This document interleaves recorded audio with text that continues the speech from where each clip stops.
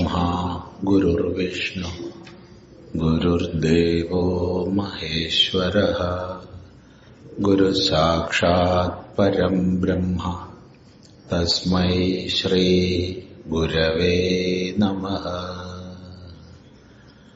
ॐ सदाशिवसमारम्भाम् शङ्कराचार्यमध्यमाम् अस्मदाचार्यपर्यन्ताम् वन्दे गुरुपरम्पराम्।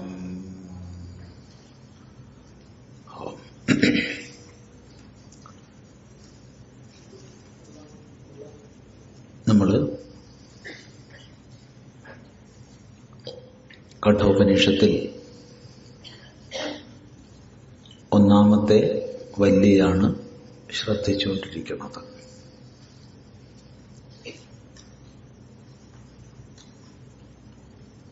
മൂന്ന് ദിനരാത്രങ്ങൾ ഒരാഹാരവും കഴിക്കാതെ തൻ്റെ ഗൃഹത്തിൽ താമസിച്ച നചികേതസിനോട് 3 വരം ചോദിക്കാൻ യമൻ ആവശ്യപ്പെട്ടു. ഒന്നാമത്തെ വരം കൊണ്ട്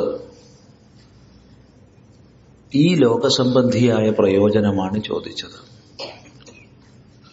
അച്ഛൻ്റെ ശാന്തിയും യമലോകത്തിൽ നിന്ന് തിരികെ പോകുന്ന തന്നെ അച്ഛൻ തിരിച്ചറിഞ്ഞ് സംവദിക്കണമെന്നുള്ളതും ഒക്കെ അത് ഈ ലോകവുമായി ബന്ധപ്പെട്ടതാണ്. രണ്ടാമത്തെ വരം ചോദിക്കാൻ പറഞ്ഞു യമൻ. സ്വർഗീയമായിരിക്കുന്ന, സ്വർഗപ്രാപ്തിക്ക് കാരണമായിരിക്കുന്ന അഗ്നിവിദ്യയെ ഉപദേശിക്കാൻ നചികേതസ് ആവശ്യപ്പെട്ടു. അതും ഒരു സന്ദേഹവുമില്ലാതെ ചോദിച്ചതുപോലെ പറഞ്ഞു കൊടുത്തു. എങ്ങനെ യമൻ ചൊല്ലിക്കേൾപ്പിച്ചോ അതുപോലെ നചികേതസ് ഏറ്റുചൊല്ലി. താൻ ഉപദേശിച്ചത് വള്ളിപുള്ളി മാറാതെ ശിഷ്യനേറ്റു ചൊല്ലിയത്, അല്ലെങ്കിൽ വരം വരിച്ച നചികേതസ് ഏറ്റുചൊല്ലിയത് കേട്ട് അത്യന്തം സന്തുഷ്ടനായി യമൻ. ആ ഭാഗമാണ് നമ്മൾ ഇന്നലെ പറഞ്ഞ് വെച്ചത്.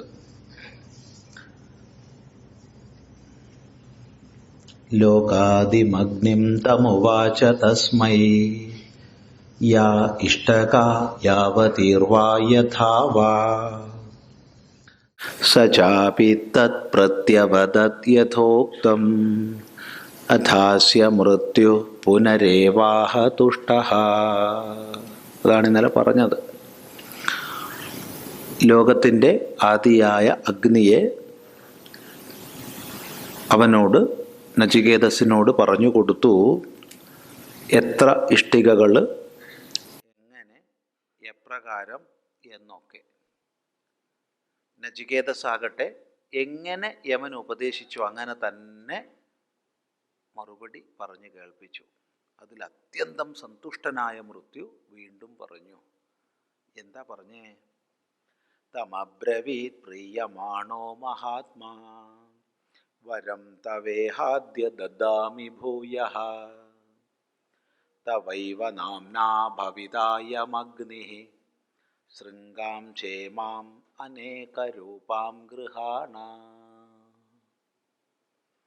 തമബ്രവീത് പ്രിയമാണോ മഹാത്മാ വരം തവേഹാദ്യ ദദാമി ഭൂയഃ തവൈവ നാംനാ ഭവിതായമഗ്നിഃ ശൃംഗാം ചേമാം അനേകരൂപാം ഗൃഹാണ. തം പ്രിയമാണഃ മഹാത്മാ അബ്രവീത്. തം അവനോട്,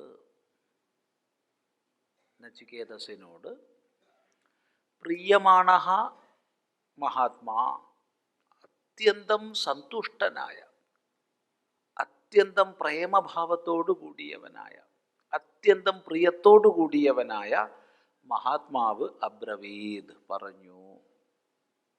മഹാത്മാവ് ഇവിടെ യമൻ, ഗുരുനാഥൻ. ഇവിടെ പ്രിയമാണഃ എന്ന് പറഞ്ഞു. പ്രിയമാണഃ, അങ്ങേയറ്റം പ്രിയത്തോടു കൂടിയവൻ. കാരണം താൻ എങ്ങനെ ചൊല്ലിക്കൊടുത്തോ അതേപടി ഏറ്റു ചൊല്ലിയിരിക്കുക, ഒരല്പവും മാറ്റം വരാതെ. എന്തൊരു ശ്രദ്ധാലുവാണ് ഇയാൾ! എത്ര ശ്രദ്ധിച്ച് താൻ പറഞ്ഞതിനെ കേട്ടു എന്ന് ഉള്ള സന്തോഷത്തോടു കൂടി പ്രിയമാണഃ മഹാത്മാവ് അബ്രവീത് പറഞ്ഞു. എന്താ പറഞ്ഞേ? തവ അദ്യ ഭൂയഃ വരം ഇഹ ദദാമി. ഇഹ ഇവിടെ, അദ്യ ഇന്ന്, ഇപ്പോ തവ നിനക്ക്, ഭൂയഃ വീണ്ടും, വരം ദദാമി വരം തരുന്നു ഞാൻ. അപ്പം ആദ്യം പറഞ്ഞ 3 വരം കൂടാതെ ഒരു എക്സ്ട്രാ വരം ഞാൻ നിനക്ക് തരികയാണ്. അതാണ്.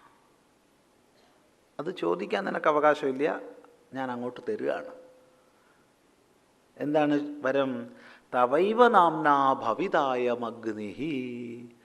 ഈ അഗ്നി നിന്റെ പേരിൽ അറിയപ്പെടും. തവ ഏവ നാംന, നിന്റെ പേരിൽ തന്നെ, അയം അഗ്നിഹി, ഈ അഗ്നി, ഭവിത ഭവിക്കും, തീരും. ഈ അഗ്നി അതിനു മുമ്പേ ഉണ്ട്. മുമ്പേയുള്ള അഗ്നിവിദ്യയാണല്ലോ യമൻ ഉപദേശിച്ചത്. എങ്കിലും ഇനി മേലിൽ ഈ അഗ്നിവിദ്യയ്ക്ക് നിന്റെ പേരിൽ അറിയപ്പെടാൻ ഇടയാവും. ഈ അഗ്നിവിദ്യ അങ്ങനെയാണ്. നമ്മൾ പല സ്ഥലങ്ങൾക്ക് പേരിടുന്നുണ്ട് അല്ലേ? റോഡുകൾക്ക് പേരിടുന്നുണ്ട്. പലതിനും, പല വിദ്യകൾക്കും പലതിനും പേരിടും ആൾക്കാരുടെ. അപ്പോൾ ഈ വിദ്യ ആദ്യം ഉണ്ട്, പക്ഷെ ഇനി മേലിൽ നിന്റെ പേരിലാണ് അത് അറിയപ്പെടുക. യജുർവേദികളുടെ ഇടയ്ക്ക് നാചികേതാഗ്നി പ്രസിദ്ധമാണ്. ഒരു വിശിഷ്ടമായ അഗ്നിക്രിയയ്ക്ക് നാചികേതാഗ്നി എന്ന് ഇന്നും പേരുണ്ട്. അത് ഈ വരത്തിന് ശേഷമാണ്. തവ ഏവ നാംന അയം അഗ്നിഹി ഭവിത. നിന്റെ തന്നെ പേരിൽ ഈ അഗ്നി മേലിൽ അറിയപ്പെടും. മാത്രവുമല്ല, വേറെയും പറയാം. ശൃംഗാം ച. ശൃംഗ എന്ന് പറഞ്ഞാൽ വിചിത്ര മാലയെയാണ് പറയുക. വിചിത്രമാല, ഒരേ വസ്തുവെ കൊണ്ടുണ്ടാക്കിയ മാലയല്ല, പലതരം വസ്തുക്കളെ കൊണ്ടുണ്ടാക്കിയ നല്ല ഒന്നാന്തരം മാല. ഇമാം, ഇതിനെ, ഈ മാലയെ, ഗൃഹാണ, സ്വീകരിച്ചോളൂ. ഒരു മാലയും കൊടുത്തു. അനേക രൂപം. അതിപ്പോൾ ഓരോരോ ഭാഗത്തു നിന്ന് നോക്കുമ്പോൾ പല പല രൂപം ഉണ്ടാവുമായിരിക്കും അതിന്. അതായിരിക്കും അനേക രൂപം എന്ന് പറഞ്ഞത്. അനേക രൂപത്തോടു കൂടിയ ഈ മാലയെ സ്വീകരിച്ചോളൂ. അങ്ങനെ ചില മാലകളൊക്കെ ഉണ്ടാവും. ചില ഭാഗത്ത് നോക്കുമ്പോൾ ഒരു കളറ്, വേറെ ഭാഗത്ത് നോക്കുമ്പോൾ വേറെ കളർ, അങ്ങനെയൊക്കെ ഉണ്ടാവും. അങ്ങനെയുള്ള എന്തോ ആണ് ഇപ്പോൾ സാധനം. അല്ലാണ്ട് ഇപ്പോൾ നമ്മളെങ്ങനെയാണ് പറയുക? ഏതായാലും വിചിത്രമായൊരു മാല അതും കൊടുത്തു. ഈ അഗ്നിക്രിയയ്ക്ക് നചികേതസിൻ്റെ പേരും കൊടുത്തു. കഴിഞ്ഞില്ല. ഈ അഗ്നിയുടെ മഹത്വം പറയുകയാണ് യമൻ. എന്താണ് ഈ അഗ്നിയുടെ മഹത്വം? അർത്ഥം പറഞ്ഞ് മുന്നോട്ട് പോവുകയാണ്. ഇവിടെ ഒന്നും വിശദമായി വ്യാഖ്യാനിക്കുന്നില്ല. നമുക്ക് തത്വചിന്താപരമായ ഭാഗം എത്തുമ്പോൾ കൂടുതൽ വ്യാഖ്യാനിക്കാം. തൃണാചികേത സ്ത്രീഭിരേത്യസന്ധിം ത്രികർമ്മകൃത് തരതി ജന്മമൃത്യോ ബ്രഹ്മജജ്ഞം ദേവമീഡ്യം വിദിത്വാ നിചായേ മാം ശാന്തിമത്യന്തമേതി. ത്രിനാചികേതസ്ത്രിഭിരേത്യ സന്ധിം ത്രികർമ്മകൃത്തരതി ജന്മമൃത്യോ ബ്രഹ്മജജ്ഞം ദേവമീഡ്യം വിദിത്വാ നിചായേ മാം ശാന്തിമത്യന്തമേതി. ത്രിനാചികേതഃ ത്രിഭിഃ ഏത്യ സന്ധിം ത്രികർമ്മകൃത് തരതി ജന്മമൃത്യു. പറയാണ് ത്രിനാചികേതഃ. ഇപ്പം കഴിഞ്ഞ മന്ത്രത്തിൽ പറഞ്ഞു, ഇനി മേലിൽ ഈ അഗ്നിവിദ്യ, ഇപ്പോൾ നിനക്ക് ഉപദേശിച്ചു തന്നതായ ഈ അഗ്നിവിദ്യ നിൻ്റെ പേരിൽ അറിയപ്പെടും എന്ന് പറഞ്ഞു. അങ്ങനെ അറിയപ്പെടും എന്ന് പറഞ്ഞാൽ ആ പേര് ആദ്യം ഉപയോഗിക്കേണ്ടത് ആരാ? ഗുരുനാഥൻ തന്നെയാണ്. അത് വലിയൊരു എന്താ പറയേണ്ടത്, പ്രേരണ എന്നോ അല്ലെങ്കിൽ സത്യപാലനമെന്നോ ദൃഷ്ടാന്തം സ്വയം കാണിച്ചു കൊടുക്കുക എന്നോ ഒക്കെ പറയാം. ഇനി മേലിൽ നിൻ്റെ പേരിൽ ഈ അഗ്നി അറിയപ്പെടുമെന്ന് പറഞ്ഞിട്ട് ഗുരുനാഥൻ തന്നെ ആ അഗ്നിക്ക് ആ പേര് ഉപയോഗിച്ചാൽ അത് വളരെ കേമം തന്നെയാണ്. അതാ അപ്പോൾ സംഭവിച്ചത്. ത്രിനാചികേതഃ, ഈ അഗ്നിവിദ്യയെ 3 പ്രാവശ്യം ചെയ്തവൻ, ഞാനിപ്പോൾ നിനക്ക് ഉപദേശിച്ച അഗ്നിക്രിയയെ 3 പ്രാവശ്യം ചെയ്യുന്നവൻ ത്രിനാചികേതഃ. 3 പ്രാവശ്യം ഈ അഗ്നിക്രിയയെ ചെയ്യുന്നവൻ. എങ്ങനെ? ത്രിഭിരേത്യ സന്ധിം.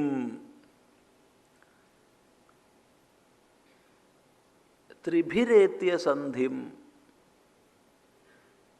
3 കൊണ്ട് പ്രാപിച്ചിട്ട്. അമ്മ, അച്ഛൻ, ആചാര്യൻ ആവാം.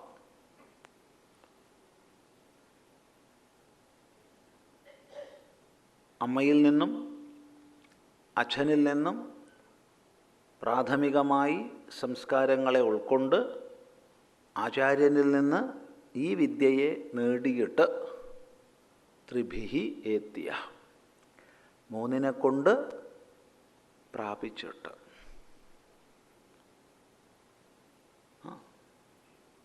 ഇനി ത്രിഭി എന്നുള്ളതിന് പല രീതിയിൽ അർത്ഥം പറയാം. അടുത്തൊരു വാക്കുകൂടി പറയുന്നുണ്ട്, ത്രികർമ്മകൃത്, 3 കർമ്മങ്ങളെ ചെയ്യുന്നവൻ. യജ്ഞ, അധ്യയനം, ഹോമം. ഇപ്പോൾ സമിധുക്കളെ സ്വരൂപിക്കുക എന്നുള്ളത്, അതിനെ സംബന്ധിക്കുന്ന അറിവ് നേടുക എന്നുള്ളത്, സ്വയം അത് അനുഷ്ഠിക്കുക എന്നുള്ളത് ത്രികർമ്മകൃത്.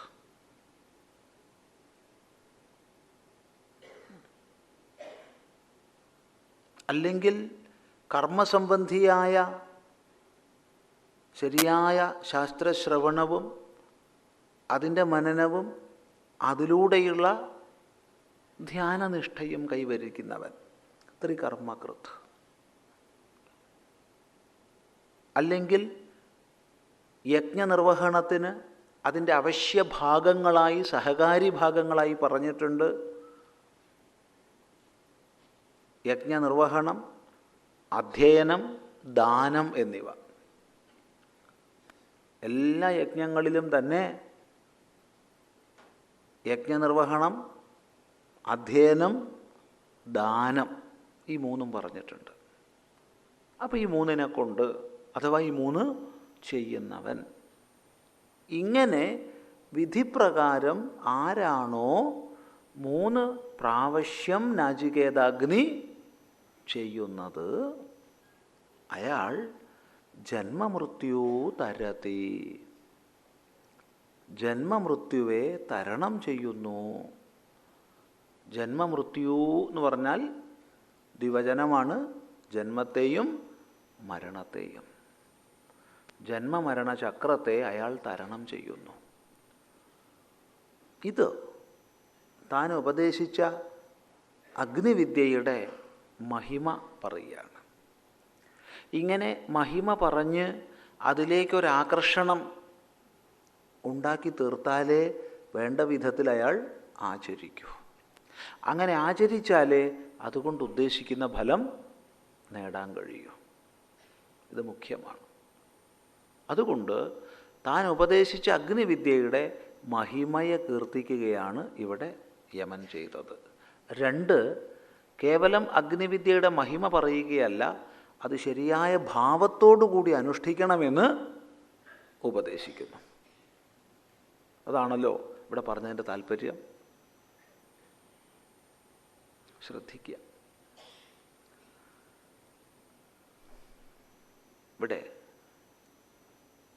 നല്ലപോലെ ഈ മന്ത്രം ശ്രദ്ധിച്ചാൽ നമുക്ക് മനസ്സിലാവും, ഈ മന്ത്രത്തിൽ വ്യക്തമായ 2 ഭാഗങ്ങളുണ്ട്. ഒന്ന് വൈദിക കർമ്മ പ്രശംസ.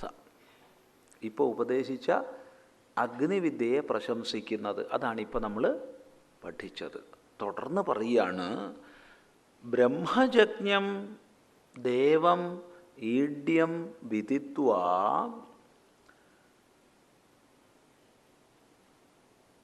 നിചായ്യ ഇമാം ശാന്തിം അത്യന്തമേതി.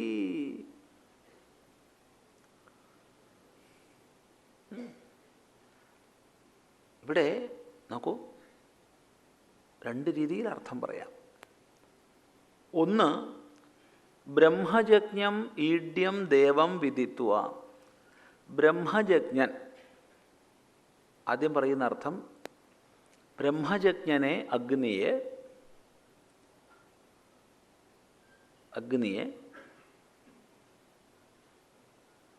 ദേവനെ ദേവം ആരെ ഈഡ്യം സ്തുതിക്കപ്പെടേണ്ടവനെ ഈ അഗ്നിയെ വിദിത്വ അറിഞ്ഞിട്ട് നിചായ്യ ഈ അഗ്നിയെ അനുഷ്ഠിച്ചിട്ട് അത്യന്തം ശാന്തിമേതി അത്യന്തമായ ശാന്തിയെ പ്രാപിക്കുന്നു. ഇങ്ങനൊരർത്ഥം പറയാം. ഇതാണ് സാധാരണ നമ്മൾ വ്യാഖ്യാനങ്ങളിൽ കാണുന്ന അർത്ഥം. അപ്പോൾ ഒന്നുകൂടി പറയാം, ശ്രദ്ധിക്കുക. എന്നാലേ അടുത്ത് പറയുന്ന അർത്ഥത്തിൻ്റെ ആന്തരിക തലങ്ങളിലേക്ക് നമുക്ക് പ്രവേശിക്കാൻ പറ്റൂ. ഈ പറഞ്ഞ അർത്ഥം ഒന്നുകൂടി പറയാം, അതിൽ തീർത്തും ഭിന്നമായതാണ് തുടർന്ന് പറയുക.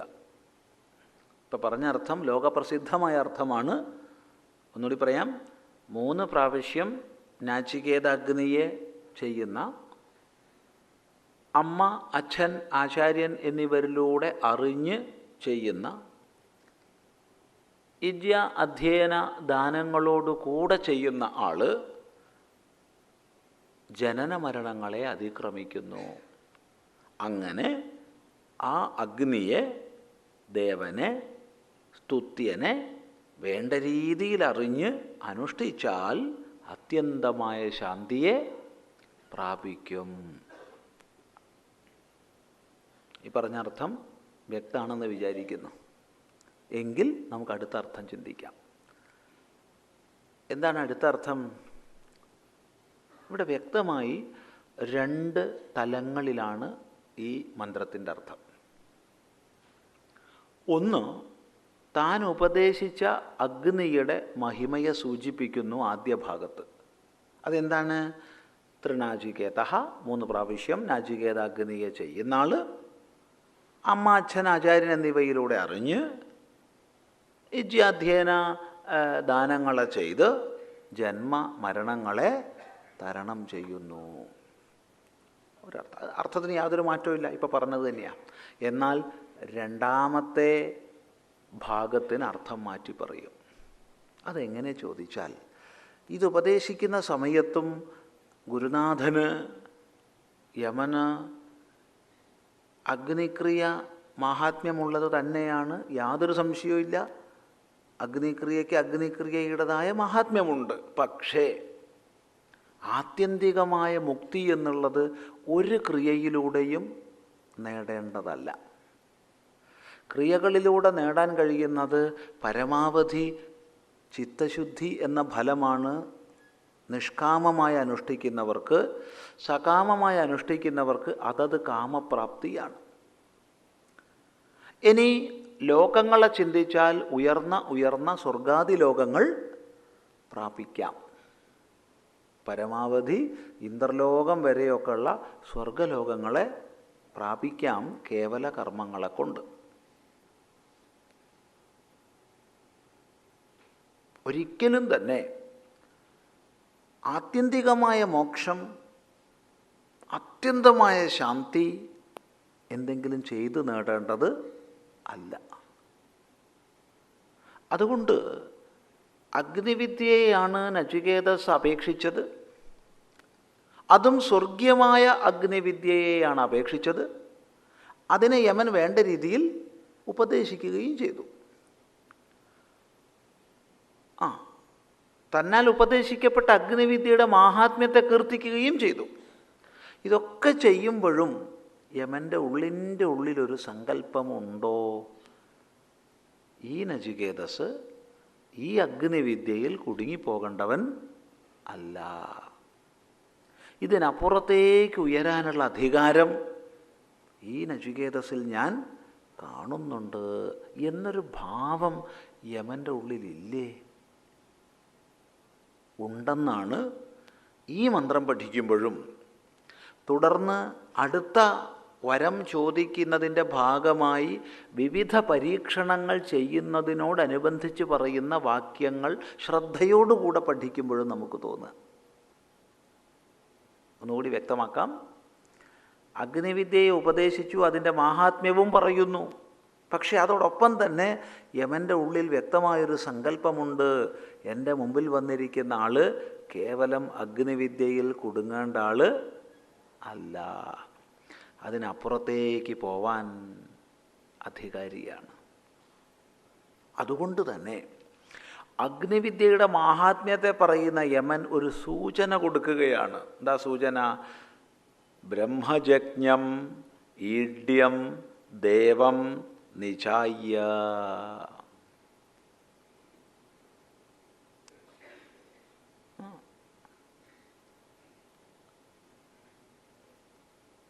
ബ്രഹ്മജജ്ഞം, ബ്രഹ്മശബ്ദത്തിന് വേദമെന്നർത്ഥമുണ്ട്, ബ്രഹ്മശബ്ദത്തിന് മായ എന്നർത്ഥമുണ്ട്, ബ്രഹ്മശബ്ദത്തിന് ആത്യന്തികമായ അർത്ഥം പരമാത്മാ പരബ്രഹ്മം എന്നാണ്. ഇനി ബ്രഹ്മജ ശബ്ദത്തിന് വേണമെങ്കിൽ വ്യാകരണപ്രകാരം യാതൊരു തെറ്റും വരില്ല, ബ്രഹ്മാവ് ആരിൽ നിന്ന് ജനിച്ചുവോ അവൻ എന്ന് പറയാം. ശ്രദ്ധിക്കുക. അപ്പോൾ ബ്രഹ്മജജ്ഞം സർവ അറിവിൻ്റെയും ആശ്രയമായ ഉദ്ഭവമായ ബ്രഹ്മത്തെ, ബ്രഹ്മജജ്ഞം സർവ അറിവിൻ്റെയും ഉദ്ഭവമായ ബ്രഹ്മത്തെ, പരമാത്മാവിനെ, ബ്രഹ്മാവ് ആരിൽ നിന്ന് ജനിച്ചുവോ ആ പരമാത്മതത്വം ജ്ഞസ്വരൂപമാണ്, അറിവിൻ്റെ സ്വരൂപമാണ്. അവനെ ബ്രഹ്മജജ്ഞനെ ആരെ? ദേവം, സർവത്തെയും ദ്യോതിപ്പിക്കുന്ന, സർവത്തെയും പ്രകാശിപ്പിക്കുന്ന പരമാത്മാവിനെ, ഈഡ്യം സ്തുതിക്കപ്പെടേണ്ടുന്ന പരമാത്മാവിനെ, നിചായ്യ സാക്ഷാത്കരിച്ചാൽ ഇമാം അത്യന്തം ശാന്തിം, ഈ അത്യന്തമായ ശാന്തിയെ ഏതി പ്രാപിക്കുന്നു. അഗ്നിക്രിയ ചെയ്താൽ പരമാവധി നിനക്ക് സ്വർഗം തുടങ്ങിയ ലോകങ്ങളെ പ്രാപിക്കാൻ സാധിക്കും. ആപേക്ഷികമായി ജന്മമരണങ്ങളെ അതിക്രമിക്കാൻ സാധിക്കും. ശരിയാണ്. പക്ഷേ ഒരിക്കലും ആത്യന്തികമായ ശാന്തിയെ നേടാൻ കഴിയില്ല. ആത്യന്തികമായ ശാന്തിക്ക് ബ്രഹ്മസാക്ഷാത്കാരമല്ലാതെ മറ്റൊരു വഴിയില്ല. പരമാത്മ സാക്ഷാത്കാരമല്ലാതെ മറ്റൊരു വഴിയില്ല. ഇത് നചികേതസ് ചോദിക്കാത്ത വിഷയമാണ്.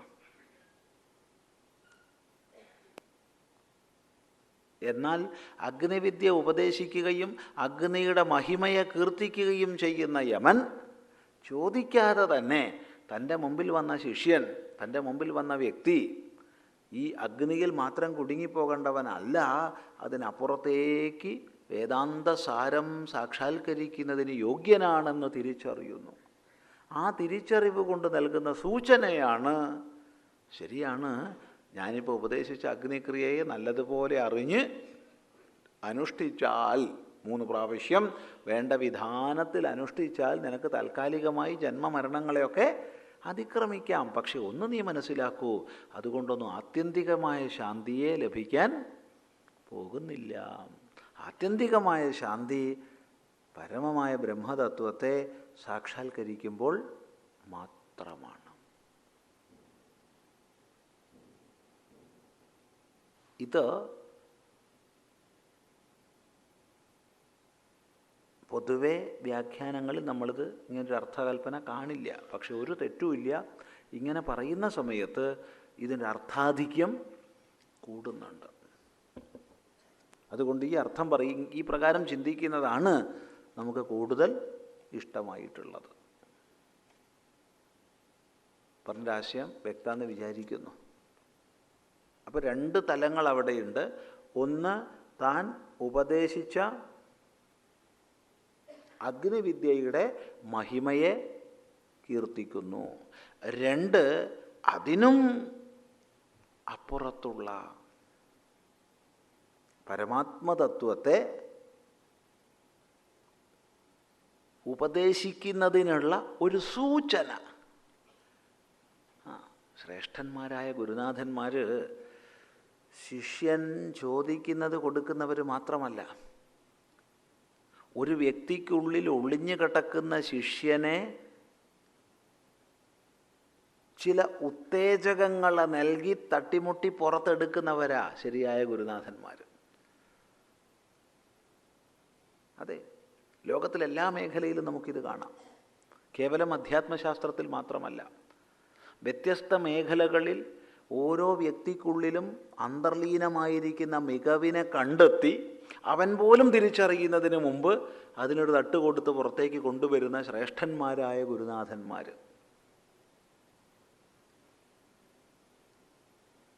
അധ്യാത്മവിദ്യയിൽ വിശേഷിച്ചു നമുക്കിത് കാണാം. നോക്കൂ, സർവജ്ഞനായ ഭഗവാന്റെ മുമ്പിൽ അങ്ങോട്ട് ഗംഭീരമായ ധർമ്മപ്രസംഗം ചെയ്തവനായിരുന്നില്ലേ അർജുനൻ? അതെ, ത്യാഗത്തിൻ്റെയും അഹിംസയുടെയും സ്നേഹത്തിൻ്റെയും ഒക്കെ മുഖം മൂടി അണിഞ്ഞുകൊണ്ട് ഭഗവാനോട് പോലും അങ്ങോട്ട് തത്വോപദേശം ചെയ്യും വിധം സംസാരിച്ചവനായിരുന്നു അർജുനൻ. എന്നാൽ ആ അർജുനൻ്റെ ഉള്ളിൽ ഒളിഞ്ഞു കിടക്കുന്ന ജിജ്ഞാസുവെ തട്ടി ഉണർത്താൻ ഭഗവാന് കഴിഞ്ഞു. നിസ്സംശയം നമുക്ക് പറയാം, ശാധിമാം ത്വാ പ്രപന്നം, നിന്നിൽ പരിപൂർണമായി സമാശ്രയിച്ചിരിക്കുന്ന എനിക്ക് തത്വോപദേശം ചെയ്താലും എന്ന് പ്രാർത്ഥിച്ചു അർജുനനെങ്കിൽ ആ ശിഷ്യനെ ഉണർത്തിയതും കുതസ്തു ആകശ്മലമിതം വിഷമേ സമുപസ്ഥിതം എന്ന് തുടങ്ങുന്ന വാക്യങ്ങളിലൂടെ ഭഗവാനാണ്. ഇത് ശ്രേഷ്ഠന്മാരായ ഗുരുനാഥന്മാരിൽ നമുക്ക് കാണാൻ കഴിയുന്നൊരു മഹിമയാണ്. ആ മഹിമ നമ്മൾ ഇവിടെയും കാണുന്നു. ഇவ்விധം വ്യാഖ്യാനിച്ചാൽ ബ്രഹ്മം ആരിൽ നിന്ന് ജനിച്ചുവോ, ബ്രഹ്മം എന്നുള്ളതിന് വേദം എന്നർത്ഥമെടുക്കൂ. വേദം ആരിൽ നിന്ന് പ്രകടമായി? അസ്യ മഹതോ ഭൂതസ്യ നിശ്വസിതമേതത് യത് ഋഗ്വേദോ യജുർവേദ സാമവേദോ ധർവവേദ എന്ന് വേദത്തിൽ തന്നെ മന്ത്രമുണ്ട്. ഋചസാമാനി ജജ്ഞിരേ ഛന്ദാംസി ജജ്ഞിരേ തസ്മാത് യജു തസ്മാദജായത എന്ന് തുടങ്ങിയ മന്ത്രങ്ങൾ വേദസംഹിതയിൽ തന്നെയുണ്ട്. അതായത് സകല വേദങ്ങളും ഈശ്വരനിൽ നിന്ന്, പരമാത്മാവിൽ നിന്ന് തന്നെ പ്രകടമായതാണ്. അപ്പോൾ ബ്രഹ്മജൻ എന്ന് പറഞ്ഞാൽ എന്താ അർത്ഥം? പരമാത്മാ. വേദൈശ്ച സർവൈരഹമേവ വേദ്യ വേദാന്തകൃത് വേദവിദേവചാഹം എന്ന സ്മൃതിവാക്യവും ഈ വ്യാഖ്യാനത്തിന് പ്രമാണമാണ്. അപ്പോൾ ബ്രഹ്മജൻ എന്ന് പറഞ്ഞാൽ ബ്രഹ്മം വേദം ആരിൽ നിന്ന് ജനിച്ചുവോ അവൻ ബ്രഹ്മജൻ. അഥവാ ബ്രഹ്മാവ്, ദേവന്മാരിൽ പ്രഥമൻ ബ്രഹ്മാവ് ആരിൽ നിന്ന് ജനിച്ചുവോ അവൻ പരമാത്മാ. അഥവാ ബ്രഹ്മ ഇതി പ്രകൃതി മായ, മായ ആരുടെ ഭാവമായി ജനിച്ചുവോ അവൻ പരമാത്മാ. എவ்விധം പറഞ്ഞാലും ബ്രഹ്മജൻ എന്നുള്ളതിന് പരമാത്മാ എന്നർത്ഥം വരും. എന്താണ് അവൻ്റെ സ്വരൂപം? ജ്ഞഃ, ജ്ഞസ്വരൂപമാണ്, ചിത് സ്വരൂപമാണ്, ജ്ഞാനസ്വരൂപമാണ്. ബ്രഹ്മജശ്ച അസൗജ്ഞശ്ച ബ്രഹ്മജജ്ഞ. പരമാത്മാ, പരബ്രഹ്മം എന്ന് തന്നെ അർത്ഥം. ഈ പരബ്രഹ്മതത്വത്തെ നിചായ്യ, സാക്ഷാത്കരിച്ചാൽ. എന്താ പരമാത്മാവിനെ പറയുന്നത്? ദേവം ഈഡ്യം, ദേവൻ, ദേവൻ ദ്യോതിപ്പിക്കുന്നവൻ. തസ്യ ഭാസാ സർവമിദം വിഭാതി തമേവ ഭാന്തമനുഭാതി സർവം. ശ്രദ്ധിക്കുക, പ്രകാശിക്കുന്ന അതിനെ എല്ലാം അനുപ്രകാശിക്കുന്നു. സർവത്തെയും പ്രകാശിപ്പിക്കുന്നവൻ ദേവൻ, ഈഡ്യൻ, സ്തുതിക്കപ്പെടേണ്ടുന്നവൻ. അങ്ങനെയുള്ള പരമാത്മാവിനെ നിചായ്യ, സാക്ഷാത്കരിച്ചാൽ, ഇമാം അത്യന്തം ശാന്തിം, അത്യന്തമായ ഈ ശാന്തിയെ ഏതി പ്രാപിക്കുന്നു. ഇങ്ങനെ വ്യാഖ്യാനിച്ചു നോക്കും മനസ്സുകൊണ്ട്. എന്തൊരു സുന്ദരമായ അർത്ഥമാണ്. അതായത് വൈദികമായ സ്വർഗീയമായ അഗ്നിയെ ഉപദേശിച്ചു, അതിൻ്റെ മഹത്വം പറഞ്ഞു, ഒരിക്കലും അതിനെ താഴ്ത്തി പറഞ്ഞിട്ടില്ല. പക്ഷെ അതുകൊണ്ട് ലഭിക്കാവുന്ന പരമാവധി സ്വർഗാദി ലോകങ്ങളാണ്. ആത്യന്തിക ശാന്തിക്ക് സ്വർഗം ഉപകരിക്കില്ല. ആത്യന്തികമായ ശാന്തി വേണമെങ്കിൽ നീ ഈ ബ്രഹ്മസാക്ഷാത്കാരത്തിലേക്ക് ഉയരണം എന്നൊരു സൂചന നചികേതസ് ചോദിക്കാതെ തന്നെ അങ്ങോട്ട് വെച്ചു കൊടുത്തു. അവിടെ നമ്മൾ മഹാനായ ഗുരുവെ കാണുന്നു.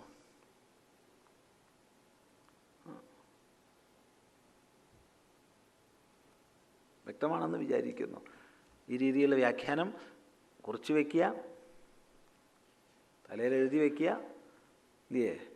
തലയിൽ എഴുതാൻ വയ്യാന്നുണ്ടെങ്കിൽ പുസ്തകത്തിലോ കടലാസിലോ എഴുതി വയ്ക്കുക. കാരണം ഈ വ്യാഖ്യാനം പൊതുവെ കിട്ടില്ല. പക്ഷെ ഇങ്ങനെ വ്യാഖ്യാനിക്കുമ്പോഴാണ്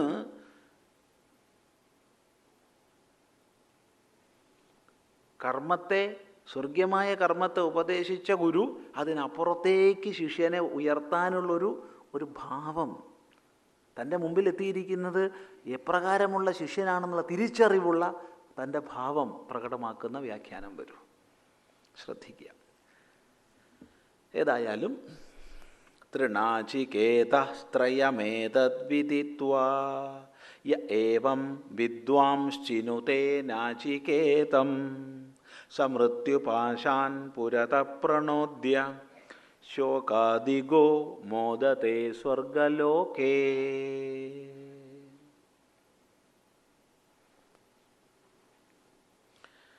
തൃണാചികേതസ്ത്രയമേതദ്വിദിത്വാ യ ഏവം വിദ്വാംശ്ചിനുതേ നാചികേതം സമൃത്യുപാശാൻ പുരതഃ പ്രണോദ്യ ശോകാദിഗോ മോദത്തെ സ്വർഗലോകേ.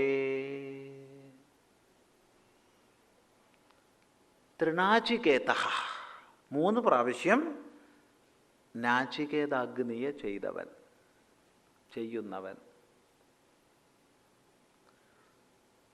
ഏതത്രയം വിദിത്വ, ഈ 3 അറിഞ്ഞിട്ട്. ഏത് 3? യാ ഇഷ്ടക യാവതീർവ യഥാവ. എത്ര ഇഷ്ടികകൾ, എങ്ങനെ, എപ്രകാരം ചയനം ചെയ്യണം എന്നൊക്കെ പൂർണ്ണമായി ഉപദേശിച്ചു. ഈ ഉപദേശിക്കപ്പെട്ട അഗ്നിവിദ്യയെ അറിഞ്ഞിട്ട് ഏവം ചിനുതേ നാചികേതം, ഈ നാചികേത അഗ്നിയെ ചെയ്യുന്നുവെങ്കിൽ വിദ്വാൻ അറിഞ്ഞു ചെയ്യണം. ചെയ്താൽ സഹ അവൻ മൃത്യുപാശാൻ, മരണത്തിൻ്റെ കെട്ടുകളെ പ്രണോദ്യ നീക്കിയിട്ട് ശോകാധിക ശോകത്തെ അതിക്രമിച്ചവനായിട്ട് സ്വർഗലോകേ മോദത്തെ സ്വർഗലോകത്തിൽ സന്തോഷിക്കുന്നു. അഗ്നിക്രിയയുടെ പുണ്യം കൊണ്ട് നേടുന്ന അദൃഷ്ടത്തിൻ്റെ ഫലമായി അവൻ സ്വർഗത്തിലേക്ക് എത്തുന്നു. ഇതാണ് അഗ്നിയുടെ പരമാവധി ഫലം. അപ്പോൾ 3 പ്രാവശ്യം ഈ അഗ്നിക്രിയയെ ചെയ്ത് വിധി പറഞ്ഞുപദേശിച്ച പോലെ മനസ്സിലാക്കി ചെയ്താൽ അവൻ സ്വർഗത്തിലെത്തുന്നു. സ്വർഗത്തിലെത്തിക്കഴിഞ്ഞാൽ താത്കാലികമായിട്ട് ജനന മരണങ്ങൾ കുറേ കാലത്തേക്കൊക്കെ ഇല്ലാതാവുന്നുണ്ട്. പിന്നെ വീണ്ടും ജനന മരണങ്ങൾ ഉണ്ടാവണമെങ്കിൽ അവിടുന്ന് പുണ്യം ക്ഷയിച്ച് തിരികെ വന്ന ശേഷമേ അത് ചിന്തിക്കണ്ടു. ഒരു ദീർഘകാലത്തിന് ശേഷമേ പിന്നെ ഭൂമിയിലേക്കുള്ള തിരിച്ചുവരവ് ഉണ്ടാവുള്ളൂ. പിന്നെ മിക്കവാറും സ്വർഗത്ത് നിന്ന് താഴെ വീഴുന്നവർ കൂടുതൽ താഴോട്ട് പോകാനാ സാധ്യത. മനുഷ്യലോകത്തിലേക്കൊക്കെ എത്താൻ കുറച്ച് പണിയുണ്ടാവും. പിന്നെയും പൊന്തി വരണ്ടേ. ഏതായാലും കഴിഞ്ഞു. 2ാമത്തെ വരം തന്നു കഴിഞ്ഞു എന്ന് പറയുകയാണ്. ഏഷതേഗ്നിർനചികേതസ്വർഗ്യോ യമവൃണീഥാ ദ്വിതീയേന വരേണ ഏതമഗ്നിം തവൈവ പ്രവക്ഷ്യന്തി ജനാസ തൃതീയം വരം നചികേതോ വൃണീഷ്വ. ഏഷതേഗ്നിർനചികേതസ്വർഗ്യോ യമവൃണീഥാ ദ്വിതീയേന വരേണ ഏതമഗ്നിം തവൈവ പ്രവക്ഷ്യന്തി ജനാസ തൃതീയം വരം നചികേതോ വൃണീഷ്വ.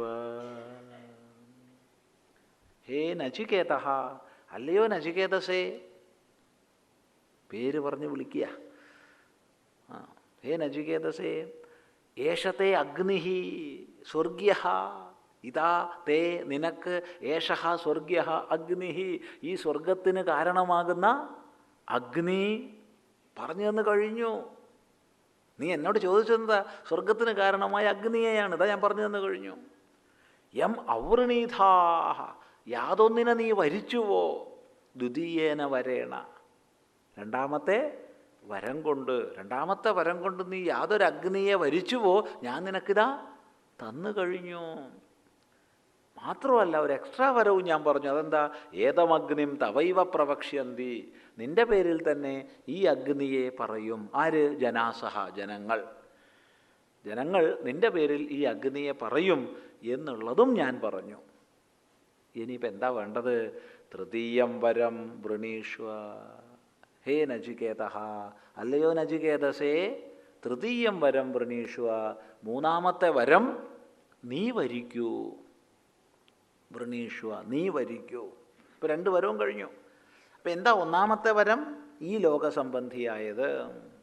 2ാമത്തെ വരം പരലോക സംബന്ധിയായത്, സ്വർഗസംബന്ധിയായത്. 2ഉം കഴിഞ്ഞു. ഇനി നീ 3ാമത്തെ വരം ചോദിച്ചോളൂ. അപ്പം 3ാമത്തെ വരം ചോദിക്കാൻ പുറപ്പെടുക. എന്താണ് 3ാമത്തെ വരം? യേയം പ്രേതേ വിചികിത്സാ മനുഷ്യേ അസ്തിത്യേകേ നായമസ്തീതി ചൈകേ ഏതദ് വിദ്യാമനുശിഷ്ടസ്ത്വയാഹം വരാണാമേഷ വരസ്തൃതീയഃ. യേയം പ്രേതേ വിചികിത്സാ മനുഷ്യേ അസ്തിത്യേകേനായമസ്തീതി ചൈകേ ഏതദ് വിദ്യാം അനുശിഷ്ടസ്ത്വയാഹം വരാണാം ഏഷ വരഃ തൃതീയഃ. യാ യം വിചികിത്സ, യാ യം വിചികിത്സ, വിചികിത്സ സംശയം. ഈ യം, യാതൊരു, ഈ യാതൊരു സംശയമുണ്ടോ. അപ്പോൾ ഈ യാതൊരു സംശയമുണ്ടോ എന്ന് പറയുന്നത് പ്രസിദ്ധിയെ കാണിക്കാനാണ്.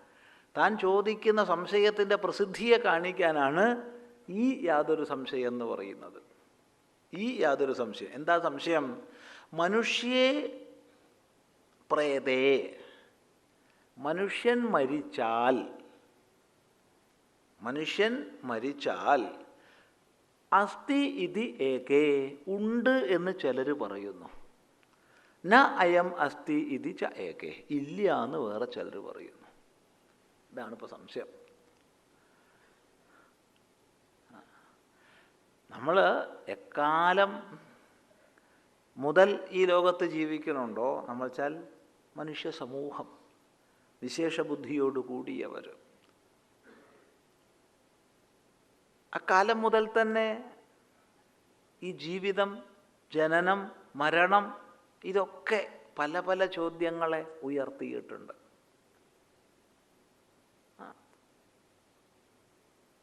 ഇപ്പം ജനിക്കുമ്പോൾ പെട്ടെന്നേറെ സംശയമൊന്നും തോന്നിയെന്ന് വരില്ല. കാരണം അച്ഛനിൽ നിന്നും അമ്മയിൽ നിന്നും സന്താനമുണ്ടാകുന്നു, ജനിക്കുന്നു എന്ന് നമ്മൾ അപ്പോൾ മനസ്സിലാക്കും. പക്ഷെ കുഞ്ഞ് കുറച്ചൊന്ന് വലുതാവുമ്പോഴാണ് നമ്മൾ അച്ഛൻ്റെയും സ്വഭാവമല്ല അമ്മയുടെയും സ്വഭാവമല്ല, അത് എന്താണിത്, എന്താണിപ്പോൾ ഒന്നും മനസ്സിലാവണില്ലല്ലോ, ഇല്ലേ, എവിടുന്നാണ് ഈ സംസ്കാരമൊക്കെ കൊണ്ടുപോകുന്നത് എന്നൊന്നും നമുക്കൊരു പിടിയും കിട്ടില്ല. ഒരേ അച്ഛനും ഒരേ അമ്മയ്ക്ക് അനേകം കുട്ടികളുള്ളതിൽ അനേക സ്വഭാവ വിശേഷങ്ങൾ, അനേക സംസ്കാര വിശേഷങ്ങൾ.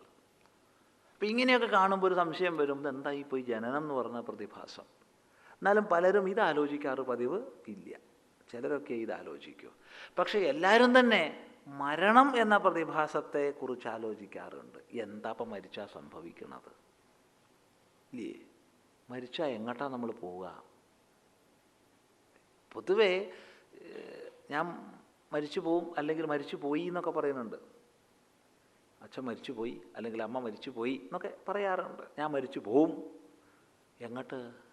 അതൊന്നും എനിക്കറിയില്ല. എങ്ങോട്ടോ ഒന്ന് പോകുന്നുണ്ട്. എന്നാൽ ഇങ്ങനെ പോകുന്നില്ല എന്ന് പറയുന്ന ആൾക്കാരും ഉണ്ട്. ഉദാഹരണം പറഞ്ഞാൽ ചാർവാക ദർശനമനുസരിച്ച് വ്യത്യസ്ത ഭൂതങ്ങൾ ചേർന്നുണ്ടാവുന്ന പ്രതിഭാസമാണ് ജീവൻ. അപ്പം ദേഹത്തിൻ്റെ വിഘടനത്തിൽ മരണവും കഴിഞ്ഞു, എങ്ങോട്ടും പോണില്ല, മരണത്തോടു കൂടി കഴിഞ്ഞു. അവിടെ മരിച്ചു പോന്നു എന്നല്ല പറയുക, മരിച്ചു കഴിഞ്ഞു, ജീവൻ കഴിഞ്ഞു, എങ്ങോട്ടും പോണില്ല. എങ്ങോട്ട് പോകാൻ? ആര് പോകാൻ? ഒന്നുമില്ല.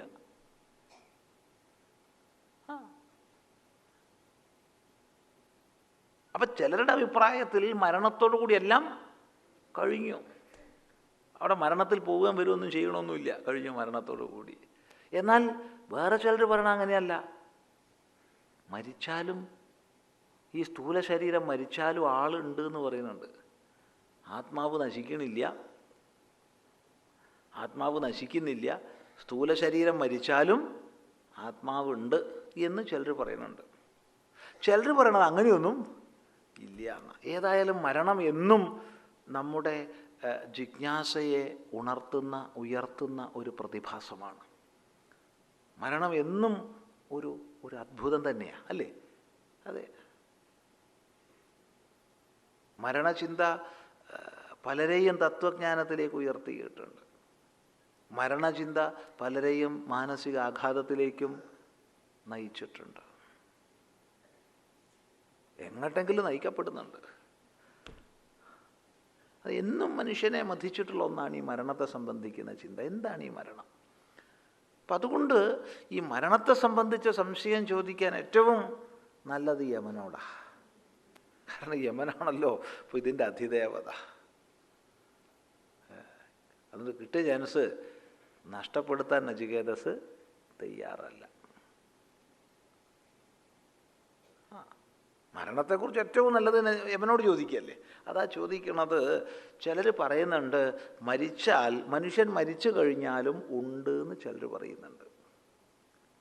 ചിലർ പറയണത് അങ്ങനെയൊന്നും ഇല്ല എന്നാണ്. അപ്പോൾ ഇതിൽ എനിക്കൊരു നിർണയം കിട്ടിയിട്ടില്ല. എന്നെ സംബന്ധിച്ച് ഇതിലേതാ ശരി എന്നുള്ളത് അറിയില്ല. മരിച്ച ശേഷം ഉണ്ടോ അല്ല മരണത്തോടുകൂടി എല്ലാം കഴിഞ്ഞോ, ഈ രണ്ടഭിപ്രായങ്ങൾ നാട്ടിലുള്ളത് കൊണ്ട്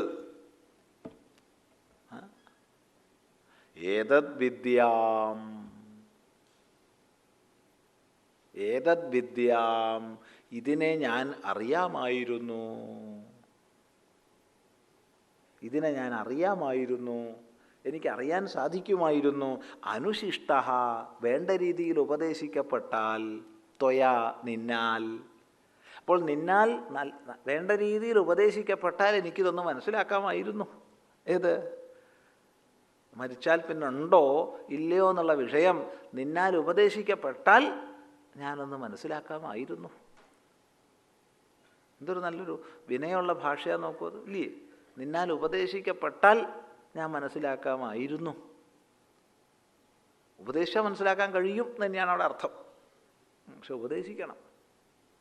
ഏതത് ഏഷഃ തൃതീയഃ വരഃ, ഇതാണ് മൂന്നാമത്തെ വരം. വരാണാം, വരങ്ങളിൽ വെച്ച് ഇതാണ് മൂന്നാമത്തെ വരം. അപ്പോൾ ചുരുക്കി പറഞ്ഞാൽ മൂന്നാമത്തെ വരമായി ചോദിച്ചത് ആത്മവിദ്യയാണ്. മരിച്ചാൽ ഉണ്ടോ ഇല്ലേ? ഉണ്ട് എന്ന് പറഞ്ഞാൽ എന്താ ഉള്ളത് എന്ന് ചോദ്യം വരും. ഇല്ലാച്ചാൽ പിന്നെ പ്രശ്നമില്ല. ഈ മരണസംബന്ധിയായിട്ടുള്ള വിഷയം, മരണസംബന്ധിയായ വിഷയം വാസ്തവത്തിൽ മരണസംബന്ധിയായ വിഷയമല്ല, ആത്മസംബന്ധിയായ വിഷയമാണ്. അതായത് സ്ഥൂല ശരീരം മാത്രമേ നശിക്കുന്നുള്ളൂ, സ്ഥൂല ശരീരത്തിൻ്റെ നാശത്തിലും ആത്മാവ് നാശരഹിതമായി നിലനിൽക്കുന്നു എന്നൊരു പക്ഷം. അങ്ങനെയൊന്നുമല്ല, സ്ഥൂല ശരീരത്തിൻ്റെ നാശത്തോടുകൂടിയെല്ലാം കഴിഞ്ഞു എന്ന് വേറെ പക്ഷം. ഈ രണ്ട് പക്ഷങ്ങളുള്ളതിൽ അങ്ങ് ഉപദേശിച്ചു തന്നാൽ അതിൻ്റെ സത്യസ്ഥിതി എനിക്കൊന്ന് മനസ്സിലാക്കാമായിരുന്നു. ഇതാണ് മൂന്നാമത്തെ വരം. അപ്പോൾ ഒന്നാമത്തെയും രണ്ടാമത്തെയും വരം ചോദിച്ച മാത്രയിൽ കൊടുത്തു യമൻ. ഒരു സന്ദേഹവും ഉണ്ടായില്ല. എന്നാൽ ഈ ആത്മജ്ഞാനം ചോദിച്ചപ്പോൾ യമൻ എന്താ പറയണത് നോക്കാം. ദേവൈരത്രാപി വിചികിത്സിതം പുരാ നഹി സുജ്ഞേയമണുരേഷ ധർമ്മഃ അന്യം വരം നചികേതോ വൃണീഷ്വ മാമോപരോത്സീരതി മാസൃജൈനം. ദേവൈരത്രാപി വിചികിത്സിതം പുരാ നഹി സുജ്ഞേയമണുരേഷ ധർമ്മഃ അന്യം വരം നചികേതോ വൃണീഷ്വ മാമോപരോത്സീരതി മാസൃജൈനം. ഛേദിച്ച് പറയാം, അപ്പോൾ കുറച്ചൊരു സുഖം ഉണ്ടാവും വായിക്കാൻ. ദേവൈഹി അത്ര അപി വിചികിത്സിതം പുരാ ന ഹി സുജ്ഞേയം അണുഃ ഏഷഃ ധർമ്മഃ അന്യം വരം നചികേതഃ വൃണീഷ്വ മാ ഉപരോത്സീഹി അതി മാ സൃജ ഏനം. പറയാണ്, ഹേ നചികേതഃ, അല്ലയോ നചികേതസേ, അത്ര ഈ വിഷയത്തിൽ പുരാ അപി പണ്ട് പണ്ട് മുതൽക്ക് തന്നെ ദേവൈഹി അപി ദേവന്മാരാൽ പോലും വിചികിത്സിതം സംശയിക്കപ്പെട്ടതാണ്. ഈ വിഷയം പണ്ട് പണ്ട് മുതൽക്കേ ദേവന്മാരാൽ പോലും സംശയിക്കപ്പെട്ട വിഷയമാണ്. വെച്ചാൽ ദേവന്മാർക്ക് പോലും അറിയാത്ത വിഷയമാണിത്. നഹി സുജ്ഞേയം, ഇത് എളുപ്പത്തിൽ മനസ്സിലാക്കാൻ കഴിയില്ല. ദേവന്മാർക്ക് പോലും മനസ്സിലാക്കാൻ വിഷമമുള്ളതാണിത്. അതുകൊണ്ട് ഇത് നഹി സുജ്ഞേയം, ഇതൊട്ടും നല്ലപോലെ എളുപ്പത്തിൽ മനസ്സിലാക്കാൻ കഴിയില്ല. അതെന്താ? ഏഷ ധർമ്മഃ അണുഃ, ഇത് വളരെ സൂക്ഷ്മ വിഷയമാണ്. ഈ വിഷയം നീ ഇപ്പോൾ ചോദിച്ച ഈ ധർമ്മമുണ്ടല്ലോ, മരിച്ചാലുണ്ടോ ഇല്ലയോ എന്നുള്ള ഈ വിഷയം, ഇത് അണുഃ, അത്യന്ത സൂക്ഷ്മ വിഷയമാണ്. അതുകൊണ്ട് ദേവന്മാർക്ക് പോലും ഇത് മനസ്സിലാക്കാൻ കഴിയില്ല. പണ്ടേ ദേവന്മാർക്ക് പോലും ഇത് സംശയമുള്ള വിഷയമാണ്. അതുകൊണ്ട് എനിക്ക് നിന്നോട് പറഞ്ഞു തരാനുള്ള ബുദ്ധി ഇതാണ്. അന്യം വരം വൃണീഷ്വ, വേറൊരു വരം ചോദിച്ചോളൂ. അന്യം വരം വൃണീഷ്വ, വേറെ വരത്തെ ചോദിച്ചോളൂ എന്നാണ് എനിക്ക് പറയാനുള്ളത്. മാ ഉപരോത്സീഹി, ദയവ് ചെയ്ത് നീ എന്നെ ഉപരോധിക്കരുതേ. മാ ഉപരോത്സീഹി മാം, എന്നെ നീ ഉപരോധിക്കരുതേ. ഉപരോധമൊക്കെ അന്നുണ്ട്, അത് ഇക്കാലത്ത് മാത്രം. അന്ന് ഉപരോധം ഉണ്ടെന്നുള്ള ഉറപ്പല്ല. അല്ലെങ്കിൽ വേദമന്ത്രത്തിൽ ഇത് വരുമോ? ഉപരോധ സമരം. നമ്മൾ വിചാരിക്കുന്നത് പുതിയ കണ്ടുപിടുത്തമാണ്. പുതിയ കണ്ടുപിടുത്തമെന്നല്ല ഉപരോധ സമരമൊന്നും. പണ്ടേ ഉണ്ട്, ഉപനിഷത്തിലുണ്ട്. പിന്നെയല്ലേ ഉപരോത്സിഹി എന്ന് പറഞ്ഞാൽ നീ ഉപരോധം ചെയ്യരുതേ. മാ ഉപരോത്സിഹി മാം, എന്നെ നീ ഉപരോധം ചെയ്യരുതേ. എന്താ ഉപരോധം? എനിക്ക് അത് തന്നെ വേണം എന്ന് പറഞ്ഞാൽ ഇപ്പോൾ തരാതിരുന്നൂടെ. കാരണം ഞാൻ 3 വരം തരാമെന്ന് പറഞ്ഞു. അതിലൊന്നും 2 ഞാൻ തന്നു. 3ാമത്തെ വരം നീ ചോദിക്കുന്നു, തരേണ്ടി വരും.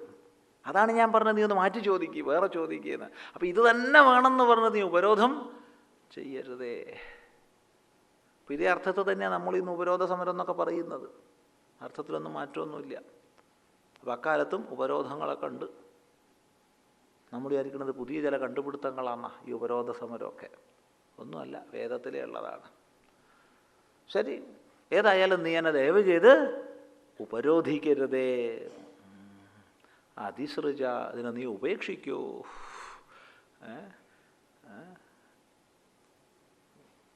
മാസൃജ ഏനം, ദയവ് ചെയ്ത് ഇതിനെ തന്നെ വരിക്കല്ലേ.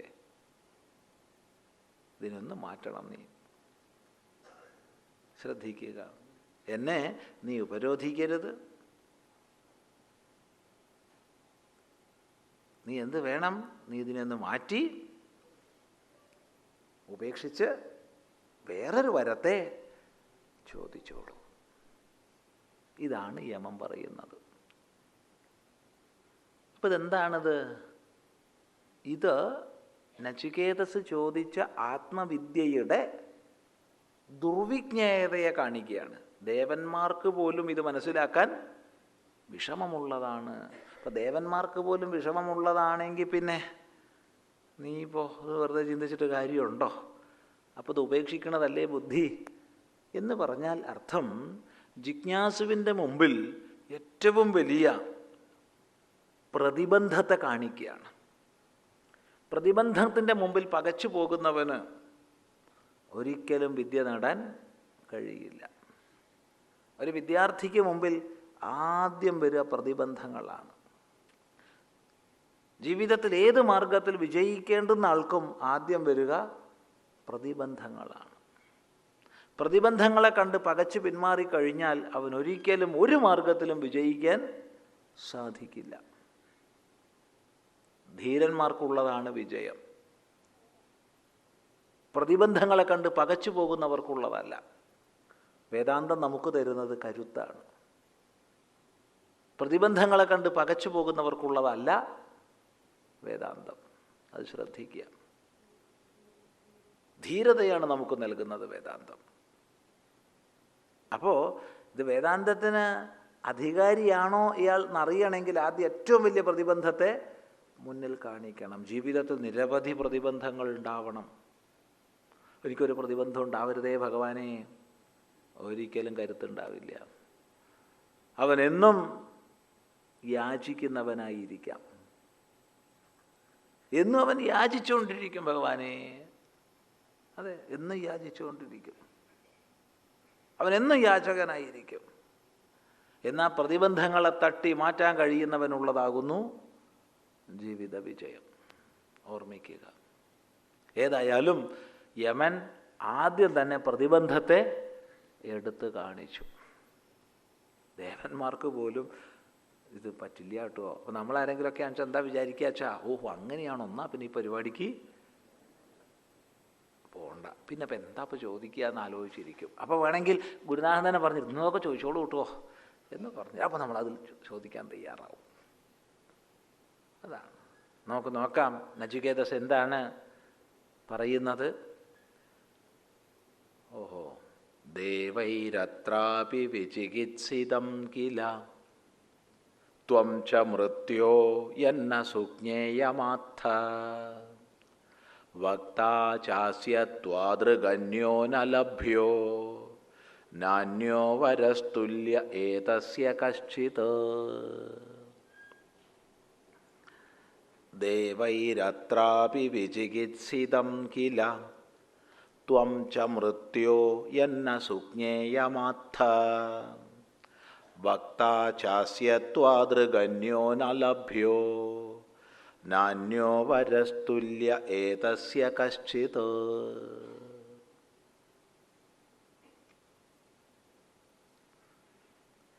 ദേവൈഹി അത്ര വിചികിത്സിതം കില. ദേവൈഹി അപ്പി ദേവന്മാരാൽ പോലും അത്ര ഈ വിഷയത്തിൽ വിചികിത്സിതം കില. സംശയിച്ചുവോ, സംശയിക്കപ്പെട്ടുവോ? ദേവന്മാർക്ക് പോലും ഈ വിഷയത്തിൽ വലിയ സംശയമുണ്ടില്ലേ?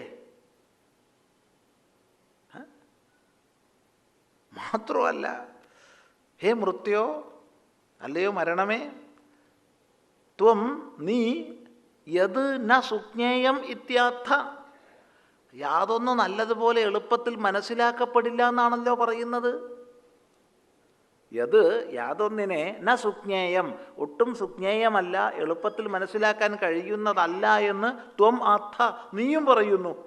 അപ്പോൾ ദേവന്മാരാൽ പോലും സംശയിക്കപ്പെട്ടതാണ് ഒന്ന്. രണ്ട്, എളുപ്പത്തിൽ മനസ്സിലാക്കാൻ സാധിക്കുന്നതല്ല ഇതെന്ന് നീയും പറയുന്നു. ഇതാണല്ലോ ഇപ്പോഴത്തെ അവസ്ഥ. എന്നാൽ ഇതിലെനിക്ക് പറയാനുള്ളത് കേട്ടോളൂ. വക്താ ചാസ്യത്വാദൃഗന്യോ ന ലഭ്യോ. അസ്യ വക്ത, ഈ വിഷയത്തിൻ്റെ വക്താവ്, പറയുന്നവൻ, ത്വാദൃഗ് അന്യഹ, നിന്നിൽ നിന്ന് ഭിന്നനായിട്ടുള്ള ഒരുത്തൻ, ന ലഭ്യ, നിന്നെപ്പോലെ വേറൊരുത്തനെ കിട്ടില്ല. ത്വാദൃഗ് നിന്നെപ്പോലെ, താദൃഗ് അങ്ങനെയുള്ള, ഈദൃഗ് ഇങ്ങനെയുള്ള, ത്വാദൃഗ് നിന്നെപ്പോലുള്ള, മാതൃഗ് എന്നെപ്പോലുള്ള.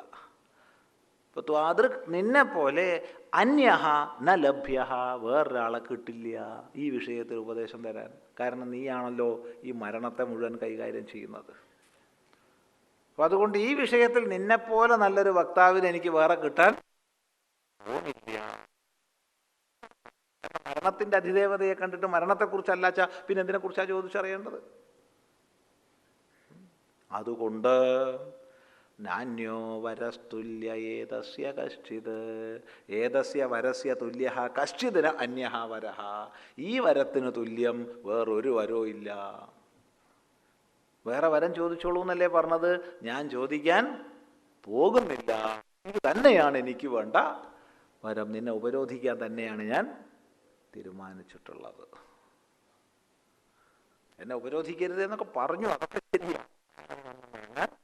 പോകുന്നില്ല, എനിക്ക് ഈ വരം തന്നെയാണ് വേണ്ടത്. കാരണം എനിക്ക് യുക്തി പറഞ്ഞു. ഒന്നാമത്തെ യുക്തി, ദേവന്മാർക്ക് പോലും വിഷമമുള്ളതാണല്ലേ, വിഷമമുള്ളതല്ലേ ധീരന്മാർ സ്വീകരിക്കേണ്ടത്. അല്ലാണ്ട് വിഷമമുണ്ടെന്ന് കേൾക്കുമ്പോൾ, പ്രതിബന്ധങ്ങൾ കാണുമ്പോൾ പിന്തിരിഞ്ഞു പോകുന്നവരാ? ഒരിക്കലും അല്ല. അതാർക്കും കഴിയും, ഏത് ഭീരുവിനും കഴിയും എളുപ്പമുള്ള വഴി സ്വീകരിക്കാൻ. കഠിനങ്ങളായ വഴികൾ സ്വീകരിക്കുന്നവരാണ് ധീരന്മാർ. എല്ലാവരും പോയി ഉള്ള വഴി കൂടെ നടക്കാൻ ആർക്കാ കഴിയാത്ത? വെള്ളത്തിൻ്റെ കുത്തൊഴുക്കിൽപ്പെട്ട് അങ്ങോട്ട് ഒഴുകിപ്പോയി കടലിൽ ചേരാൻ ആർക്കാ പറ്റാത്ത? അതിൻ്റെ ഉദ്ഭവത്തിലേക്ക് തിരിഞ്ഞു നീന്തുക, ഉദ്ഭവം തേടി നീന്തുക, അത് ധീരന്മാർക്കുള്ളതാണ്. വേദാന്തം ധീരന്മാർക്കുള്ളതാണ്, ശ്രദ്ധിക്കുക. അതുകൊണ്ട് ഈ പ്രതിബന്ധം പറച്ചിലൊന്നും കൊണ്ട് ഞാൻ പിന്തിരിയാൻ പോണില്ല. രണ്ട്, ഇത് മനസ്സിലാക്കാൻ വളരെ വിഷമമാണെന്നാണ് പറഞ്ഞത് നീ. എങ്കിൽ നിന്നെപ്പോലെ വേറൊരാളില്ലല്ലോ എനിക്കിത് പറഞ്ഞു തരാൻ. ഇപ്പം എനിക്ക് എന്തായാലും നിന്നെ കിട്ടിക്കഴിഞ്ഞു, ഞാൻ വിടാൻ പോണില്ല, വേറെ വരം ചോദിക്കാൻ ഞാൻ പുറപ്പെടുന്നില്ല. ഇതാണ് പ്രതിബന്ധത്തെ കണ്ട് പകച്ചു പോകാത്ത ജിജ്ഞാസുവിൻ്റെ നിഷ്ഠ.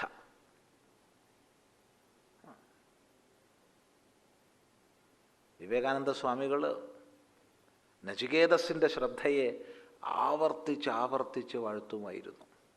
എത്ര സന്ദർഭങ്ങളിൽ നചികേതസിനെ പോലെ ശ്രദ്ധാലുവായിരിക്കണം, നചികേതസിനെ പോലെ ശ്രദ്ധാലുവായിരിക്കണമെന്ന്. ആ ശ്രദ്ധ ഇതാണ്, തൻ്റെ ലക്ഷ്യത്തിലുള്ള അചഞ്ചലമായ ശ്രദ്ധ. എന്ത് പ്രതിബന്ധം വന്നാലും പകച്ചു പിന്മാറാത്ത. അതാണ് കാണുന്നത്.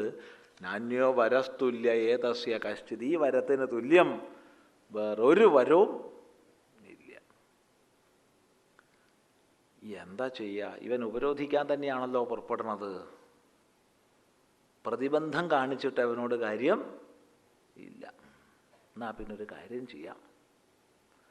ശതായുഷ പുത്രപൗത്രാൻ വൃണീഷ്വ ബഹൂൻ പശൂൻ ഹസ്തി ഹിരണ്യമശ്വാൻ ഭൂമേർമഹദായതനം വൃണീഷ്വ സ്വയം ച ജീവശരദോ യാവദിച്ഛസി ഏതത്തുല്യം യദി മന്യസേ വരം വൃണീഷ്വ വിത്തം ചിരജീവികാം ച മഹാഭൂമൗ നചികേതസ്ത്വമേധി കാമാനാം ത്വാ കാമഭാജം കരോമി.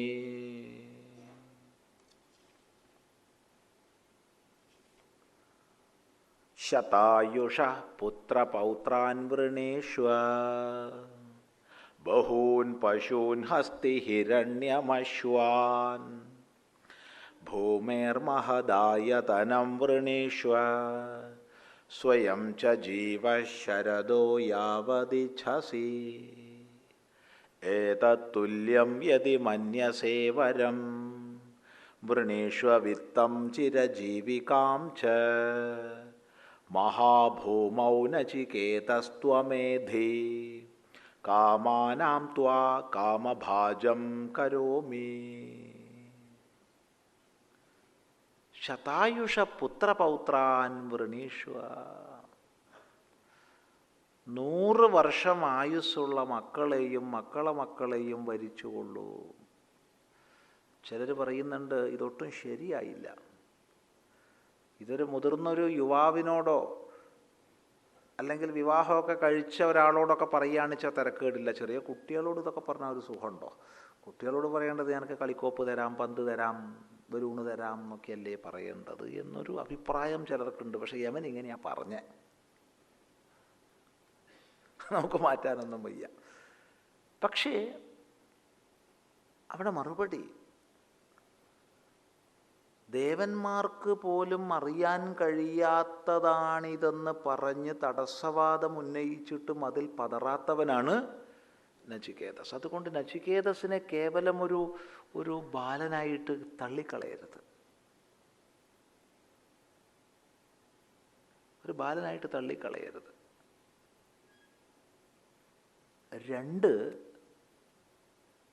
സന്താനം, സന്തതി പരമ്പര എന്നുള്ളതിലുള്ള ഇച്ഛാവിശേഷം ബാലന്മാർക്കും ഉണ്ട്.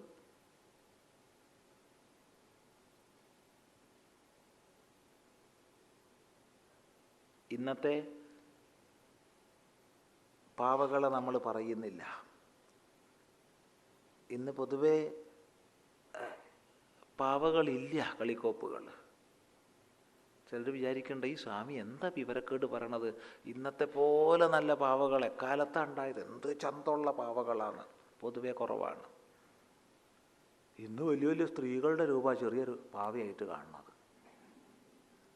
കുട്ടികൾക്ക് കിടത്തി ഓമനിക്കാനൊന്നും തോന്നാത്ത രൂപങ്ങളാണ്. ശ്രദ്ധിച്ചിട്ടില്ലേ? ഇന്ന് ചെറിയ പാവാന്ന് പറഞ്ഞ് വാങ്ങണ കളിക്കോപ്പുകൾ വലിയ സ്ത്രീകളാണ്. സ്ത്രീകളുടെ ചെറിയ രൂപം അത്രയേ ഉള്ളൂ. അതല്ലായിരുന്നു കുറച്ച് കൊല്ലങ്ങൾ മുമ്പ് വരെ പാവ. കുറച്ച് കൊല്ലങ്ങൾ മുമ്പ് വരെ പാവാന്ന് പറഞ്ഞാൽ ഓമനത്വം തോന്നിക്കുന്നൊരു കൊച്ചു കുഞ്ഞായിരിക്കും. ഇപ്പം അങ്ങനത്തെ വളരെ ഉണ്ട്, കുറച്ചൊക്കെ ഉണ്ട്, ഇല്ല എന്ന് പറയണില്ല. പക്ഷെ ഇത് വ്യാപകമായി പല വീടുകളിൽ നമ്മൾ പോകുമ്പം കുട്ടികൾക്ക് കളിക്കാൻ കൊടുക്കുന്ന പാവാന്ന് പറഞ്ഞാൽ വലിയ സ്ത്രീകൾ, അമ്മേനേക്കാൾ വലിയതാ. കുട്ടികൾക്ക് യാതൊരു താല്പര്യം അതിലുണ്ടാവില്ല, അവർ വലിച്ചെറിഞ്ഞേക്കും. നേരെ മറിച്ച് കൊച്ചു പാവകളെ കുഞ്ഞുങ്ങൾക്ക് കളിക്കാൻ കൊടുക്കൂ, അവരെടുക്കും, ഓമനിക്കും, പാട്ട് പാടും. ഇല്ലേ? ഇല്ല, ഉണ്ട്. എന്താ കാണിക്കുന്നേ? സഹജമായി സന്തതി പരമ്പരയെ, കൊച്ചു കുഞ്ഞുങ്ങളെ താലോലിക്കാനും ഓമനിക്കാനുള്ള വാസന കൊച്ചു കുഞ്ഞുങ്ങളിൽ പോലും ഉണ്ട്. അത്തരം പാവകളെ വേണം കുട്ടികൾക്ക് കൊടുക്കേണ്ടത്. ദയവ് ചെയ്ത് കുട്ടികൾക്ക് കളിക്കാൻ പാവകളെ വാങ്ങണം, തീർച്ചയായിട്ടും വാങ്ങണം. പക്ഷെ ഇങ്ങനത്തെ പാവകളെ വാങ്ങിക്കൊടുക്കരുതേ. അതുകൊണ്ട് നമ്മൾ ഉദ്ദേശിക്കുന്ന കുട്ടിയുടെ മാനസികമായ വികാസം എന്നുള്ളത് സംഭവിക്കില്ല, വിപരീതമേ സംഭവിക്കൂ. പറഞ്ഞത് എത്ര പേര് ശ്രദ്ധിക്കുമെന്നറിയില്ല, എത്ര പേര് ശ്രദ്ധിച്ചിട്ടുണ്ടെന്നും അറിയില്ല. അപ്പം മിക്കവാറും മാർക്കറ്റിൽ കിട്ടുന്ന നല്ല നല്ല ഭംഗിയുള്ള ഭാവിയായിരിക്കും, പക്ഷെ ഒക്കെ വലിയ വലിയ സ്ത്രീകളായിരിക്കും, അല്ലെങ്കിൽ വലിയ വലിയ പുരുഷന്മാരായിരിക്കും. മിക്കവാറും സ്ത്രീകളാണ്. കുട്ടികൾ കുറവാണ്. കൊച്ചു കുഞ്ഞുങ്ങളെ വേണം ഭാവിയായിട്ട് വാങ്ങിക്കൊടുക്കേണ്ടത്. അവരെ ഓമനിക്കട്ടെ, അവരെ ലാളിക്കട്ടെ. താൻ ഭക്ഷണം കഴിക്കുമ്പോൾ ആ കുട്ടിക്കും ഭക്ഷണം കൊടുക്കും, താൻ ഉറങ്ങുമ്പോൾ അതിനെയും കിടത്തി ഉറക്കും, അതിനാൽ താലോലിക്കും. അങ്ങനെ വരുമ്പോൾ മാനുഷികമായ പ്രേമം എന്നുള്ളത് ഈ കുഞ്ഞിൽ വികസിക്കും. മറ്റതൊരു ചെറിയാനേ തോന്നുള്ളൂ കുട്ടികൾക്ക്. അതെ,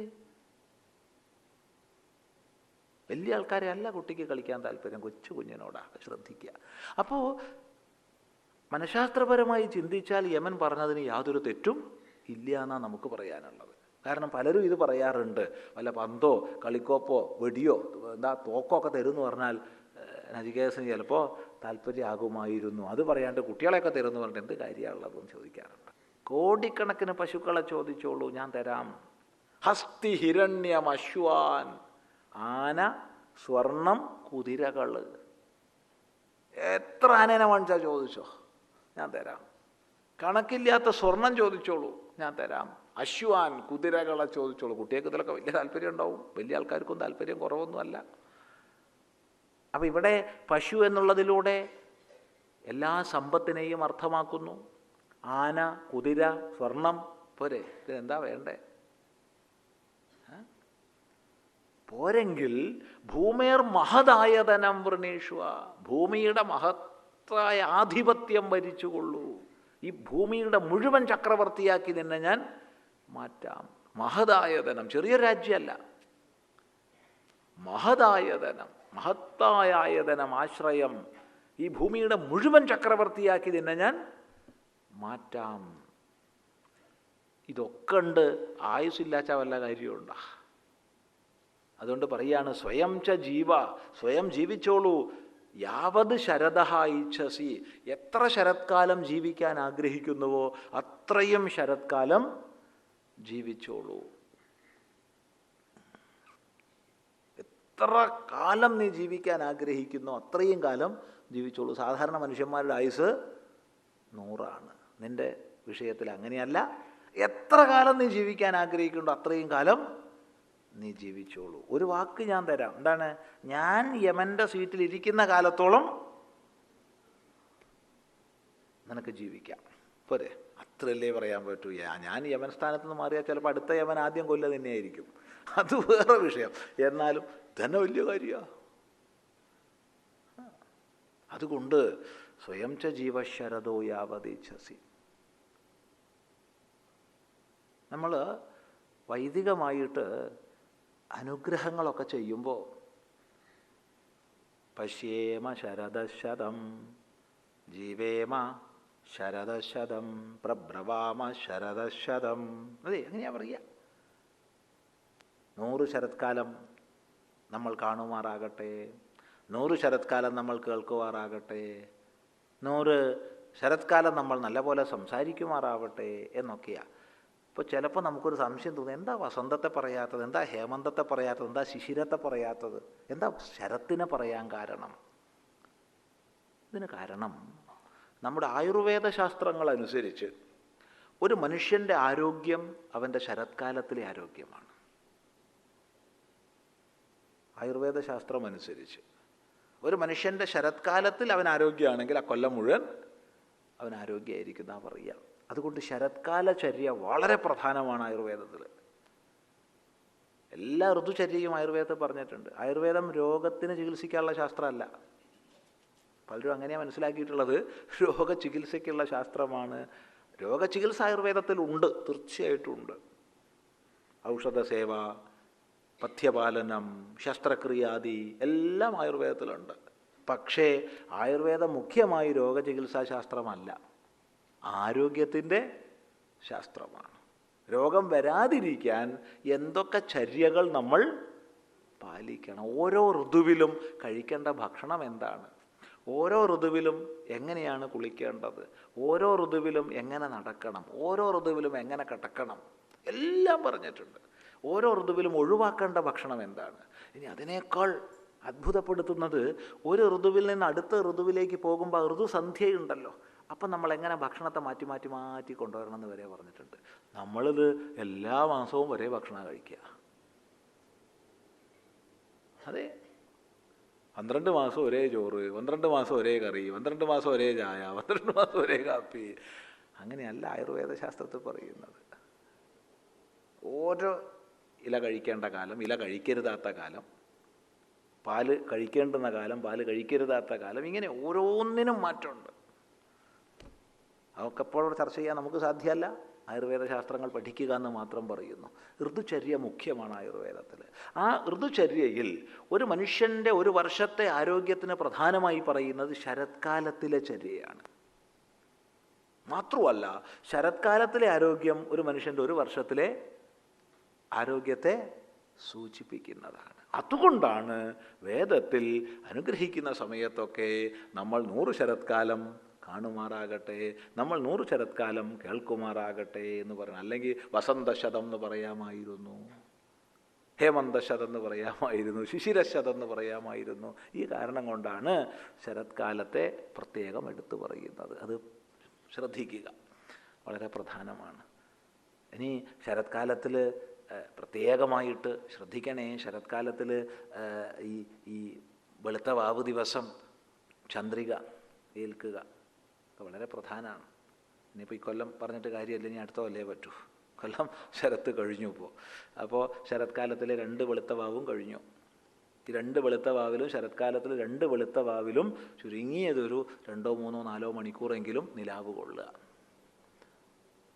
ഒരു മനുഷ്യൻ്റെ ആരോഗ്യത്തിന് ഏറ്റവും പറയുന്നതാ. അങ്ങനെ ആ നിലാവിൽ വെച്ച പാല് കുടിക്കുക, വെള്ളം കുടിക്കുക, ഇങ്ങനെ ചില പദ്ധതികളൊക്കെ ഉണ്ടായിരുന്നു പണ്ട്. ഇപ്പം ഇന്നും ഇതൊക്കെ പാലിക്കുന്ന ആൾക്കാർ ഉണ്ട്. അതുപോലെ ശരത്കാലത്തിലെ പൗർണമി ദിവസം തന്നെ പകല് ഒരു 2-3 മണിക്കൂറെങ്കിലും വെയിൽ കൊള്ളുക. ഇതൊക്കെ ആരോഗ്യത്തിന് വിഹിതങ്ങളായ ചിട്ടകളാണ്. ഇരിക്കട്ടെ, അതൊക്കെ വിഷയം വേറെ. അപ്പോൾ ഏതായാലും ഇവിടെ പറഞ്ഞു, എത്ര ശരത്കാലം ജീവിക്കാൻ ആഗ്രഹിക്കുന്നു അത്രയും ശരത്കാലം ജീവിക്കാൻ നിനക്ക് ഞാൻ ആയുസ് തരാം. നമ്മളൊക്കെ ആയിരുന്നു വെച്ചാൽ ഇതിലേതെങ്കിലും ഒരു പ്രലോഭനം പറഞ്ഞാൽ തന്നെ മരണത്തെക്കുറിച്ചൊന്നും അറിയേണ്ടത് മതിയെന്ന് വിചാരിക്കുക. മരണത്തെക്കുറിച്ച് അറിഞ്ഞിട്ട് എന്ത് കാര്യം, അറിഞ്ഞാലും ഇല്ലെങ്കിലും മരിക്കും. എന്താ കഥ, ഭൂമിയുടെ മുഴുവൻ ചക്രവർത്തിയാക്കുക. ഭൂമിയുടെ മുഴുവനൊന്നും വേണ്ടിയിരുന്നു, എനിക്ക് ഈ രാജ്യത്തിൻ്റെ ഒരധികാരം കിട്ടിയാൽ മതിയായിരുന്നു. അതെ അല്ലേ? അല്ലെങ്കിൽ ബഹൂൻ പശുവിൻ, ബഹുവിനൊന്നും വേണ്ട, ഒരു അത്യാവശ്യം കുറച്ച് പശുക്കളെ കിട്ടിയാൽ തന്നെ നമ്മൾ ഈ മരിച്ചാലുണ്ടോ ഇല്ലയോ എന്നുള്ളതൊക്കെ മാറ്റുമായിരുന്നു. അതിനേക്കാൾ ഹസ്തി ഹിരണ്യം അശ്വാൻ, ഹസ്തിയും വേണ്ട അശ്വവും വേണ്ട, ഹിരണ്യം കുറേ കിട്ടിയാൽ, സ്വർണം കുറേ കിട്ടിക്കഴിഞ്ഞാൽ ഈ ചോദ്യമൊക്കെ നമ്മൾ മാറ്റി വയ്ക്കുമായിരുന്നു. നചികേതസ് എന്താ മറുപടി പറയണത് നമുക്ക് കേൾക്കാം. അതിനു മുമ്പ്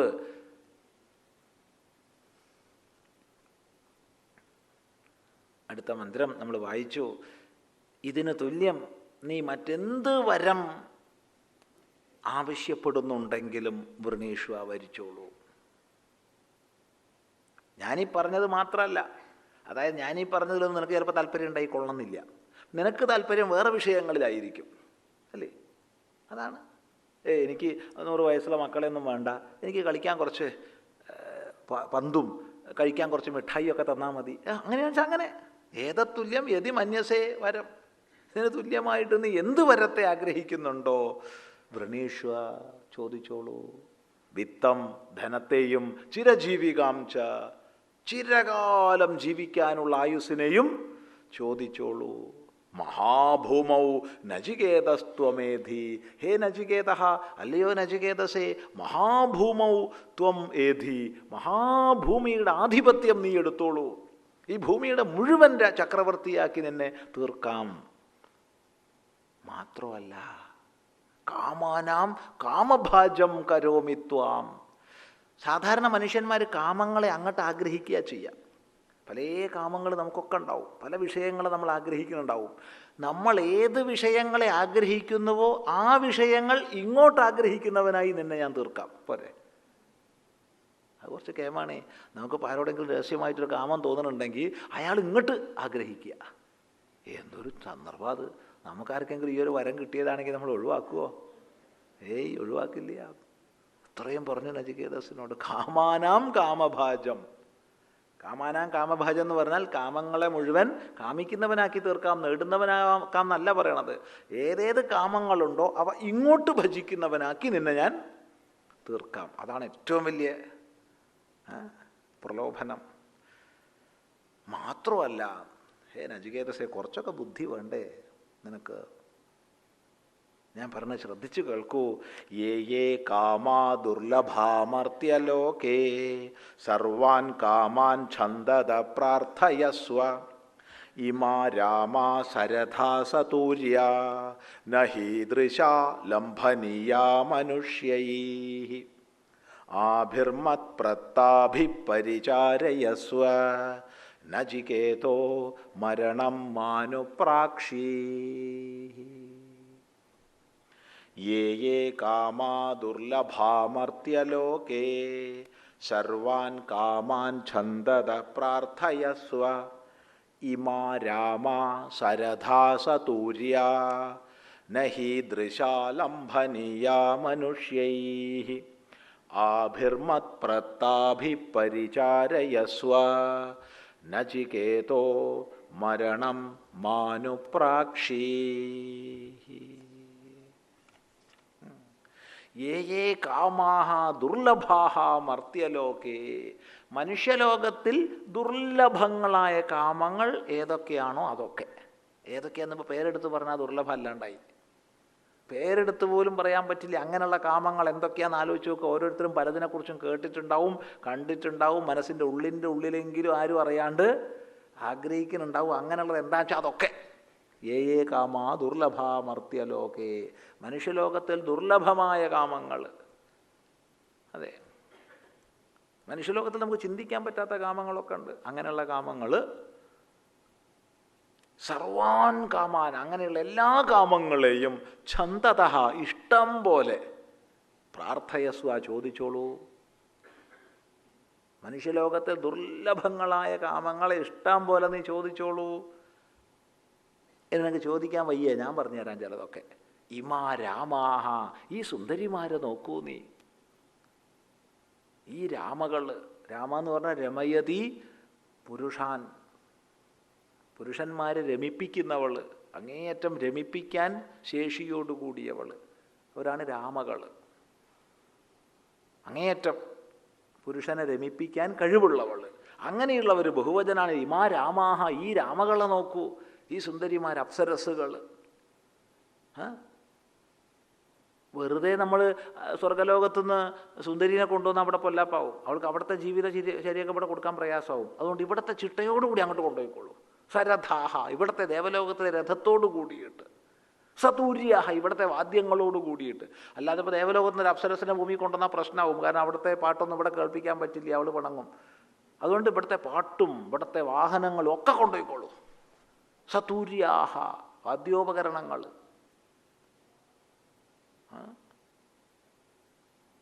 സരഥാഹ, വാഹനങ്ങൾ, രഥങ്ങൾ. ഇപ്പം രഥങ്ങളോട് കൂടിയിട്ട് ദേവലോകത്തിലെ അപ്സരസ്സുകളെ കൊണ്ടുപോയിക്കോളൂ. നഹീദൃശാഹ ലംഭനീയ മനുഷ്യൈഹി, മനുഷ്യന്മാർക്ക് ഇതൊന്നും കിട്ടില്ല കേട്ടോ. കുറച്ച് ബുദ്ധി വേണം. നീ ഒരു മരണത്തെ ചോദിക്കണം. ഇതല്ല, അത് അല്ലാണ്ട് കിട്ടില്ല. ഇതല്ല, ദേവലോകത്തിലെ ഒറിജിനൽ അപ്സരസിനെയാണ് കൊണ്ടുപോയിക്കൊള്ളാൻ പറഞ്ഞത്. അതും രഥത്തോടും വാദ്യോപകരണങ്ങളോടും പാട്ടിനോടും എല്ലാം കൂടിയിട്ട്. മാത്രമല്ല, നോക്കൂ, ആഭിഹി മത് പ്രത്താഭിഹി പരിചാരയസ്വ, ഇവരെ കൊണ്ട് വേണ്ട പണിയെടുപ്പിച്ചോന്നാ. ഈ അപ്സരസ്സുകളെ നീ ദേവലോകത്ത് നിന്ന് കൊണ്ടുപോയിട്ട് അവരെ കൊണ്ട് നീ പാദപ്രക്ഷാളനാധികം എന്നാ ഭാഷ്യകാരൻ പറഞ്ഞത്, നിൻ്റെ കാലമൊക്കെ കഴിയിച്ചോളൂ അവരെ കൊണ്ടുവന്ന്. ആധികം എന്താ തോന്നുന്നു വെച്ചാൽ അതൊക്കെ നീ ചെയ്തോളൂ. അതാണ് പരിചാരയസ്വ. അവരെ കൊണ്ട് നീ പരിചരണം ചെയ്യിച്ചോളൂ, അവരെ നീ നിൻ്റെ വേലയ്ക്ക് വെച്ചോളൂ, അവരെ ദേവലോക സുന്ദരികളെ. നചികേത, അല്ലയോ നചികേതസേ മരണം മാനുപ്രാക്ഷീഹി, നീ മരണത്തെപ്പറ്റി ചോദിക്കല്ലടോ. ഇതൊക്കെ ഞാൻ നിനക്ക് തരാം, ദയവ് ചെയ്ത് നീ മരണത്തെപ്പറ്റി മരിച്ചാലുണ്ടോ അതോ ഇല്ലേ ഇതറിഞ്ഞിട്ട് നമുക്ക് നിനക്കെന്ത് കാര്യമുള്ളത്? ഒരല്പം വിവരം വേണ്ടേ? അതുകൊണ്ട് നീ ആ ചോദ്യം മാറ്റിവെക്കുക.